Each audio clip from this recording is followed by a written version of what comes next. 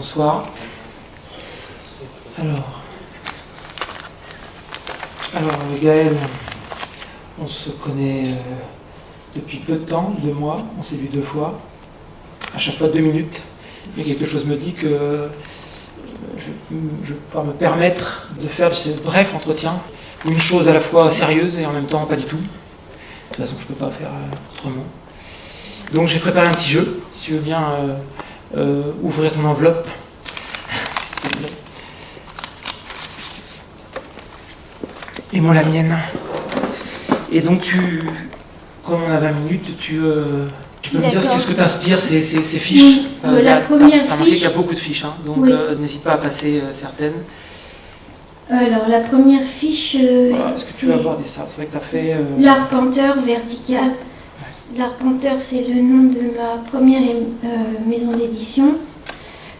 Et Vertical, c'est ma maison d'édition actuelle. Et oui, ce que je peux dire, c'est que j'ai eu jusqu'à présent de très bons éditeurs, mais qui sont des personnalités aux antipodes, je dirais. Et pour résumer, en fait, l'Arpenteur, qui est une collection Gallimard créée et dirigée par Gérard Bourgadier, qui est mort lui aussi un peu de temps avant Michel Butel d'ailleurs. Et bien, c'est un éditeur caractériel qui était un grand lecteur, mais un lecteur obsessionnel. Il lisait par exemple énormément Kafka. Et il avait aussi des obsessions comme Chambray. Il pensait que l'auteur, celui qui écrit, même s'il écrit des conneries, il a l'autorité. Et qu'on ne doit jamais le contredire, le corriger.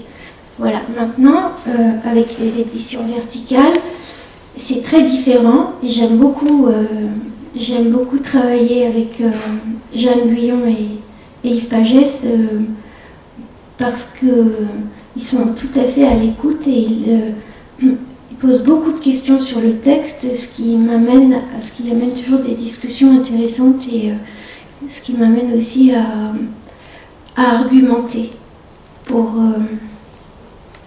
défendre. Pour défendre, mais aussi il arrive très souvent qu'ils aient raison quand ils me critiquent.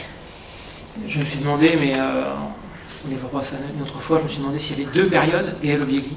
Est-ce que tu as changé même ta manière d'écrire, ton style, mais on peut peut-être continuer, sinon Oui.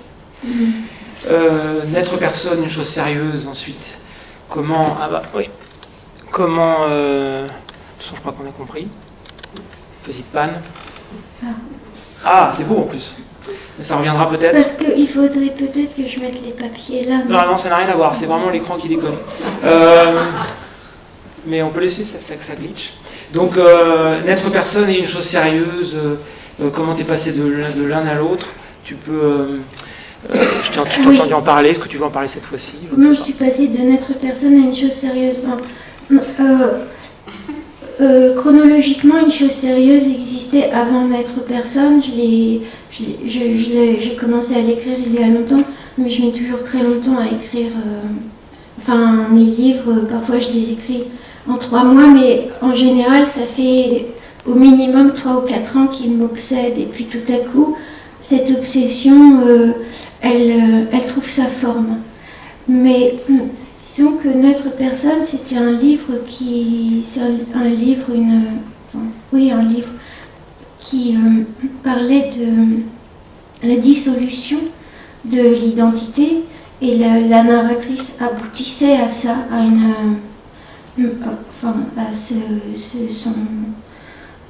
à cet état d'identité complètement explosée et inexistante. Et à partir de ce moment-là, je me suis dit, maintenant, puisque j'ai réussi à n'être personne, je vais pouvoir me projeter dans une autre intimité, pas une identité encore, mais une intimité. Et il me semblait évident que cette intimité devait être celle de l'autre sexe. C'est pour ça que j'ai décidé d'écrire de faire parler un homme. À ce propos, justement, la fiche suivante, c'est Gaël et Daniel. Bon, il y a déjà une... Oui, il y a beaucoup... il y a beaucoup de Daniel dans tes sur livres. La planète, déjà. Oui, mais dans tes livres aussi, à laquelle... Je crois que tous les hommes s'appellent Daniel. Ah bon? Dans mes livres. Non, pas Patrick? Non, pas Patrick. Mais ouais, il y a beaucoup de Daniel dans le monde. Et je ne sais pas compter. Je sais pas, j'ai l'impression que appeler un homme Daniel, ça parle à beaucoup. C'est pas du tout pour Gaël, Daniel. Non, pas du tout. D'accord. D'ailleurs, j'ai noté dans un de tes précédents livres, tu écris en parlant d'une autre Gaël que toi, peut-être, mais peut-être toi aussi, qui est déjà qui est déjà cobaye d'expérience scientifique. Et tu écris, ils conduisent le scientifique et tous ceux qui s'intéressent au cerveau de Gaël, dans lequel il y a la même chose que dans n'importe quel cerveau, et sa singularité en plus, sa singularité qui est obscure. Ouais. On est déjà un petit peu dans le cerveau aussi de Daniel. Hein. Oui, ça c'était dans mon prochain. Dans mon prochain, ouais. Effectivement, mais là, dans mon prochain, il y avait un personnage qui s'appelait Gaël. Bon, mais c'était pas forcément... Non, mais donc tu commandes déjà le cerveau et on pourrait presque appliquer ce commentaire à celui de Daniel. Je pense que ça fait longtemps que le cerveau m'intrigue, m'inquiète,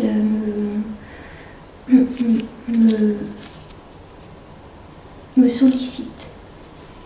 T'inspire peut-être. La fiche suivante, une chose sérieuse et pas du tout. Dans tes interviews, tu dis souvent pourquoi tu as intitulé ce livre une chose sérieuse, et la question que je me pose c'est en quoi donc c'est une chose sérieuse ce livre et en quoi ça l'est en même temps pas du tout, comme tu l'écris en quatrième couverture et dans le livre d'ailleurs. Oui. Si tu veux y répondre, encore une fois, c'est pas obligatoire. Hein, Si, je peux y répondre, mais j'ai du mal à répondre à des questions comme ça, du tac au tac, en 3 secondes. Il faut que je puisse... Alors, ce que tu peux faire, c'est choisir tes préférés, pour prendre plus de temps. Non, parce que ça fait perdre du temps. Ah bon? Ah non, ça va vite, regarde, hop. Bon, non, je vais me tenir à ce qui est devant moi. En plus, la contrainte, c'est une chose qui me plaît. Mais, bon, effectivement, j'ai écrit ça, c'est Daniel qui parle dans une chose sérieuse et qui dit que son livre, c'est une chose sérieuse et en même temps pas du tout. C'est aussi c'est une position que je partage avec Daniel. C'est-à-dire que c'est même ça qui me plaît dans l'écriture et dans le fait de faire un livre, c'est d'investir autant d'énergie, d'investir sa vie, de reverser toute son expérience à des phrases qui peuvent vous occuper une journée et puis même plus. Et comment dire, vraiment, c'est donner l'écriture, accorder une telle intensité à cette chose-là que je ne peux pas appeler une activité, parce que c'est pas une activité, à la limite une pratique. Mais ce qui me plaît, justement, c'est de me dire que c'est pas sérieux. Et d'investir autant dans quelque chose qui n'est pas sérieux au sens où on entend dans la société standard, conventionnelle. Ce qui est sérieux, c'est pas ça. Ce qui est sérieux, c'est... on sait très bien ce qui est pris au sérieux. Mais d'où cette contradiction qui me plaît beaucoup entre le fait de faire quelque chose avec le plus grand sérieux, en sachant que ça ne l'est finalement que pour moi, et que donc en même temps c'est pas du tout sérieux. On pourrait dire nécessaire et superflu, comme tu le dis dans le livre. Oui, Non, voilà, on peut dire ça. Ça va être résumé comme ça. La fiche suivante, c'est sur et entre. Je peux peut-être la passer. Ouais, ça fonctionne. Sur et entre, tu écris quelque part que tu. Ah, t'es déjà passé. Ah non, pardon, c'est moi qui suis passé plus vite. Effectivement. Écrivaine et écrire. Écrivaine, écrire. Écrivaine, c'est une profession. Écrire, c'est une action. Voilà. D'accord. Et c'est pas une activité, c'est une action. Voilà. D'accord. Sur, entre, la prochaine fiche c'est sur et entre. Tu dis que tu n'écris pas des livres sur, mais des livres entre. De même là, on essaie de parler non pas sur le livre, mais entre. Oui. Pour ne pas réduire cet entretien à une interview purement promotionnelle du dernier livre, mais de toute ton œuvre. Est-ce que tu veux dire quelques mots là-dessus ? Oui, je peux dire quelques mots là-dessus. C'est que je pense que la littérature, enfin je ne vais pas entrer dans les considérations sociologiques concernant la littérature qui se fait aujourd'hui, mais disons que j'ai l'impression que on travaille sur un sujet. Donc les gens écrivent un livre ou ils font quelque chose sur un sujet, comme s'ils avaient besoin d'un objet déjà défriché par les médias la plupart du temps, et ils vont s'en emparer avec les moyens de l'écriture. C'est pas du tout ma démarche. J'écris sur rien et j'ai rien de spécial à dire. Pourrais, bien sûr, comme n'importe qui, je peux dire quelque chose, mais j'ai pas besoin d'écrire pour ça. C'est faisable à tout moment, ou surtout de nos jours, on peut s'exprimer très facilement. Bon, donc ce n'est pas ma démarche. En revanche, écrire entre m'intéresse davantage dans le sens où il s'agit de repérer les brèches, repérer les failles, ça veut dire la même chose, et sonder ces endroits-là, et traverser les apparences, si on peut dire, sonder et tenter par les moyens de l'écriture, mais aussi d'une manière un peu, peut-être un peu magique,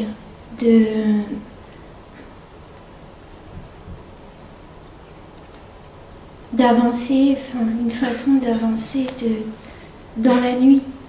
C'est comme ça que j'envisage l'écriture. La fiche suivante, c'est génie. J'aimerais bien qu'on passe peut-être pour...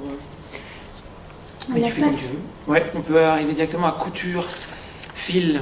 Ça me rappelle notre rencontre où tu me disais que tes livres étaient faits comme un patchwork et que tu écrivais selon ta pente librement, et puis qu'ensuite tu cousais. Oui, pas tous. Ils ne sont pas tous faits comme ça. Justement, la différence avec celui-ci, peut-être. Celui-ci commence la première phrase, enfin une des premières phrases du livre, là, sur la deuxième page, c'est « Je préfère ne pas perdre le fil pour une fois ». Oui. Est-ce que pour celui-là, tu as suivi un fil, alors que les précédents, c'était vraiment un patchwork de fragments ? Les précédents, oui, non, en fait, je pense que ça fait quand même un petit moment que j'assemble, que j'agence des morceaux qui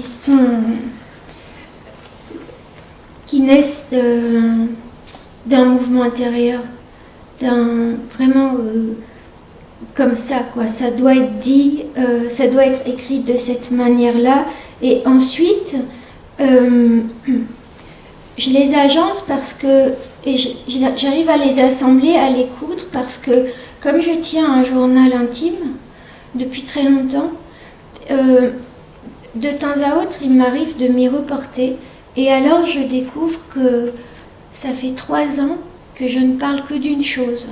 Et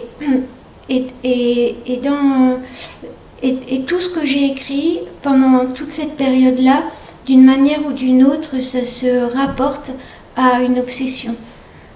Enfin, une obsession, une idée fixe, mais on dirait plutôt une obsession parce que parfois c'est tellement excessif que ça a l'air fou. N'empêche que là, pour ce livre-là, j'ai été moins agenceuse. Je l'ai écrit d'une traite quasiment. C'est ça qu'on ressent en fait. Oui. C'était un flux de conscience ou un flux de journal.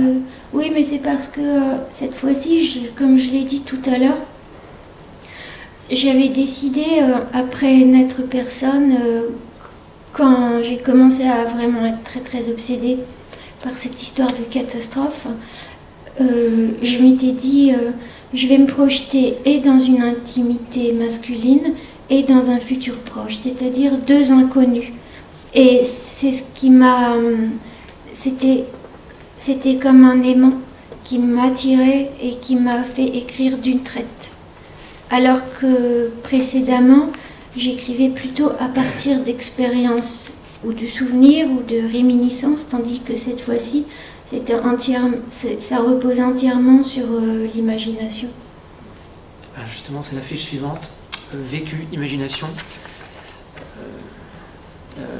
Mais on peut aussi passer à la suivante si tu considères avoir déjà dit ça.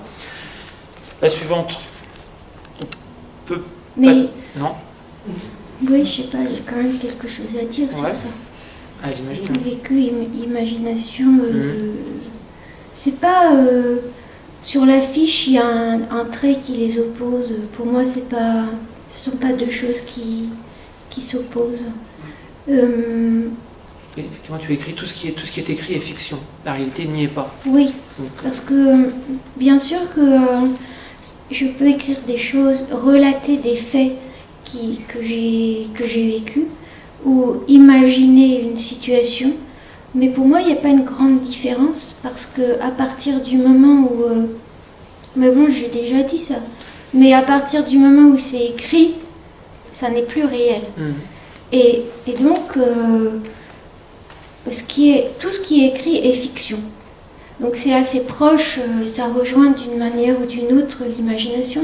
Tout ce qui est écrit est fiction puisque le langage, c'est ce qui se substitue au réel. Donc dès qu'une expérience est reversée au langage, à l'écriture, elle tombe dans le domaine de la fiction, si je peux dire. Tout à fait. C'est juste que les précédents semblaient plus documentaires, disons, même si c'est de la fiction. On a passé 20 minutes. Le dernier livre, contrairement à ce qu'on pourrait croire, il n'est pas du tout documenté. Là, une chose sérieuse. Enfin, si j'ai lu quand même pas mal de choses, j'ai été au salon du survivalisme. Ah, quand même. La prochaine fiche, justement, on y arrive. Dans tes précédents, il n'était pas indiqué que c'était un roman. Celui-ci, il y a bien indiqué que c'est un roman. Oui. Voilà pourquoi on peut penser que c'est une œuvre d'imagination, je veux dire au sens traditionnel. Alors tu ne le poses pas tant que ça. Donc tu passes carrément à la prochaine. Ah non, attends. On est où? Expérience. Ah ouais, ça on peut passer, oui. Si tu veux. Remarque, ça c'est intéressant, mais puisque effectivement ton expérience est toujours, tu dis toi-même que tu travailles sur le temps sentimental. Dans le sentimental, il y a mental. Et est-ce que le réel, est-ce que l'expérience n'est pas toujours mentale? Et ce qui expliquerait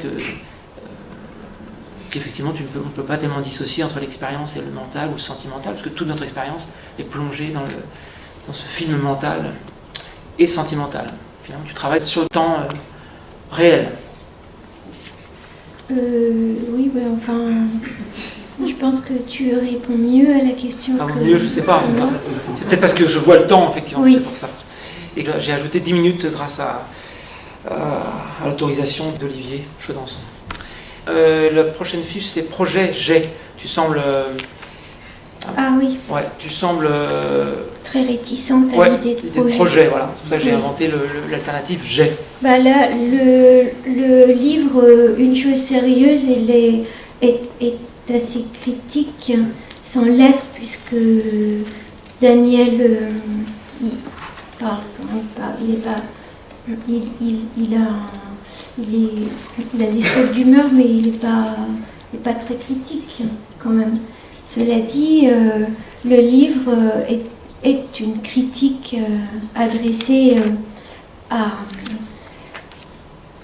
comment dire, à cette... comment on appelle ça ? Culture, société culturelle du projet. Et dans l'être personne, il en était déjà question. C'est quelque chose qui me... J'ai fait, bien sûr, j'ai rédigé un projet, évidemment. Donc, je parle en connaissance de cause. Et pour moi, c'est complètement à l'opposé de la manière dont je conçois l'écriture ou la création, qui naît toujours d'une nécessité intérieure, d'un désordre psychique. Alors que le projet, il s'adapte à des attentes qui sont soupçonnées, et il parle un langage qui est le langage du commanditaire, la plupart du temps. Bien sûr, je sais le faire, et puis bon, tout le monde réussit à faire ça, mais je trouve qu'il y a toujours quelque chose d'humiliant à s'y prêter. Tu préfères effectivement toi écrire des textes qui viennent, des textes sans objet, toujours comme tu l'écris dans un autre livre. Ensuite, on peut passer vite comme intention-invention, ça revient à un petit peu la même chose. Effectivement, tu disais aussi, la prochaine fiche, c'est histoire et flux. Et il y a une phrase qui me touche beaucoup, que tu as écrite dans un autre livre, c'est « Je n'ai pas envie de changer la vie en histoire qui finit. Ça va finir, j'ai du mal, c'est trop triste. Capturer me plaît plus, saisir des poissons et les rendre au flux qui les garde vifs. » Et c'est ce qui se passe aussi dans ce livre-là, même si, encore une fois, il est écrit roman sur la couverture. Tu déjoues en fait il est écrit le genre. Roman, mais c'est pas pour ça que je raconte une histoire telle qu'on les raconte la plupart du temps, mais il y a quand même une histoire qu'on arrive à déceler à travers le monologue de Daniel. Le flux. Il y a son histoire à lui, et puis l'histoire de la mécène, Chambray, et puis une histoire peut-être qui commence à la fin du livre, l'histoire d'une rébellion, parce que cet homme qui a l'air de consentir, qui a l'air soumis, en fait, ce qu'on comprend à la fin du livre, mais que Nicolas n'a pas lu, ce qu'on comprend, c'est qu'il suffirait qu'on s'en prenne à Jenny, à cette femme qui le fascine, pour qu'éclate la rébellion, et donc ce serait le début d'une autre histoire. En fait, c'est plutôt que la rébellion mettrait fin à cette histoire-là. Parce qu'une histoire, c'est quelque chose qui, à mon avis, s'envisage par la fin. Et je n'écris pas selon cet arc-là. Je m'intéresse surtout à l'origine, au point de surgissement, au commencement, mais pas tellement à cet arc qui va vers une fin.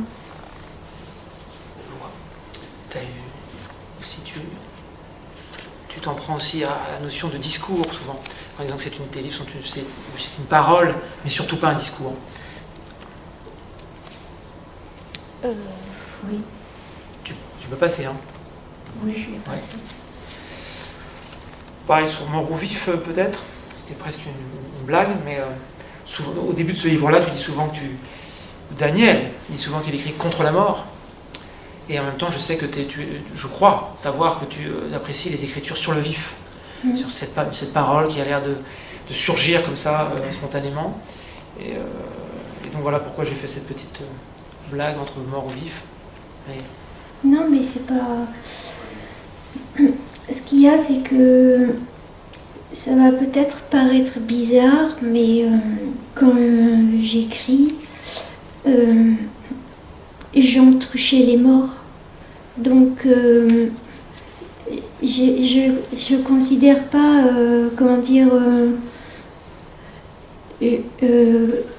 l'écriture me permet d'entrer dans un monde où sont vivants tous les gens qui sont morts depuis le début de l'humanité. Voilà. D'accord. Avec une écriture vive et vivante. Euh, Pour leur rendre hommage quasiment. Tant qu'à faire. Ouais. La fiche suivante, c'est passé, présent. Pareil, tu t'en prends beaucoup au passé simple, que tu trouves trop littéraire, on va dire. D'ailleurs, le passé simple s'appelle aussi passé historique et passé défini. Et j'ai l'impression que tu préfères le présent, qui est pour toi, comme tu dis, le temps du réel. C'est surtout que le présent, c'est le temps de la pensée.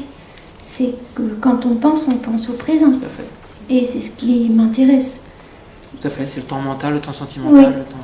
Le temps sentimental, peut-être pas, mais en tout cas, c'est le temps de la pensée. Et voilà, j'ai rien contre le passé simple, seulement je peux pas l'utiliser. Tout à fait, t'as rien de... Ça me met très, très mal à l'aise. J'ai l'impression de jouer à l'écrivain. La suivante, on peut la passer pour la suivante. Habileté, sincérité, justement. Habileté, les écrivains, comme tu dis, les écrivains embrouillent le lecteur par leur habileté. Et tu as longtemps marché là-dedans, toi, mais maintenant c'est fini. Tu dis à un moment, dans un livre, tu dis « J'avais ce pressentiment, adolescent, que l'écriture serait ma sincérité. » Contre ces écrivains que tu as pu aimer, d'ailleurs, et qui embrouillent le lecteur par leur habileté littéraire. C'est ça que recouvrait cette fiche. Et tu peux la voir autrement. En plus... Ben oui, mais j'ai pas plus à dire que ce que j'ai déjà écrit. D'accord. Et qui a été cité, que tu as cité. Comme tu dis, effectivement, tout à l'heure, on parlait d'écrivaine et écrire. Tu dis, en tant qu'écrivaine, je n'ai rien à dire. Effectivement, c'est que... D'ailleurs, je peux te remercier d'avoir joué le jeu là, de l'écrivaine, alors que tu dis toi-même que tu es... quand tu es devant la page, tu n'as pas besoin de jouer l'écrivaine, tu écris. Oui. Et que là, tu dois jouer le jeu social de l'écrivaine, alors qu'en tant qu'écrivaine, comme tu dis, tu n'as rien à dire. C'est beaucoup dire, je pense. Donc, je te remercie, puisque ça se termine, d'avoir joué ce jeu-là pour nous ce soir. J'aurais voulu qu'on parle de plein de choses. Les fiches, c'est énorme. Notamment, pour moi, s'il y avait un mot qui me venait à l'esprit de la littérature, c'est l'ouverture. L'ouverture à l'autre, y compris à l'autre qu'est ce jeu, en fait. Jeu. Et c'est notamment pour ça que je suis là ce soir, parce que on se connaît peu, et pourtant tu m'as laissé t'interroger ce soir. Et je crois qu'apparemment, dans la vie, donc, tu es aussi ouverte peut-être, et aussi aventurière que ce qu'on ressent dans tes livres, il me semble. Dans ce que j'appelle la poétique, quoi. Le rapport au monde de ton texte, à mon avis... Je crois le retrouver dans ta manière d'être au monde. Oui, il y a une continuité. Tout à fait. Et c'est pour ça que je suis là ce soir. Je suis là aussi grâce à Olivier Chedançon. Merci à lui. Merci à la maison. Merci à vous d'être venus. Merci à Nicolas d'avoir fait cette belle lecture, effectivement. Voilà.